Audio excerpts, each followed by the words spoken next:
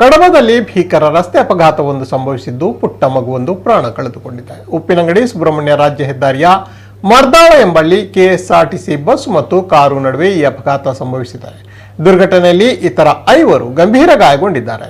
ಇಂದು ಮಧ್ಯಾಹ್ನ ಮರ್ದಾಳದಿಂದ ಸುಬ್ರಹ್ಮಣ್ಯ ಕಡೆಗೆ ತೆರಳುತ್ತಿದ್ದ ಕಾರು ಹಾಗೂ ಕೆಎಸ್ಆರ್ಟಿಸಿ ಬಸ್ ನಡುವೆ ಮರ್ದಾಳ ಸಮೀಪದ ಐತೂರು ಗ್ರಾಮ ಪಂಚಾಯತ್ ಮುಂಭಾಗದಲ್ಲಿ ಡಿಕ್ಕಿ ಸಂಭವಿಸಿದೆ. ಪರಿಣಾಮ ಕಾರಿನಲ್ಲಿದ್ದ 14 ವರ್ಷ ಪ್ರಾಯದ ಮಗುವನ್ನು ಮೃತಪಟ್ಟಿದ್ದು 5 ಗಂಭೀರ ಗಾಯಗೊಂಡಿದ್ದಾರೆ. ಗಾಯಾಳುಗಳಿಗೆ ಕಡಬ ಸಮುದಾಯ ಆರೋಗ್ಯ ಕೇಂದ್ರದಲ್ಲಿ ಪ್ರಾಥಮಿಕ ಚಿಕಿತ್ಸೆಯನ್ನು ನೀಡಿ ಪುತ್ತೂರಿಗೆ ಕರೆದೊಯ್ಯಲಾಗಿದೆ. ಅಪಘಾತದಲ್ಲಿ ಬಸ್ ಚಾಲಕ ಸಹಿತ 2 ಪ್ರಯಾಣಿಕರಿಗೂ ಸಣ್ಣ ಪುಟ್ಟ ಗಾಯಗಳಾಗಿವೆ ಎಂದು ತಿಳಿದು ಬಂದಿದೆ.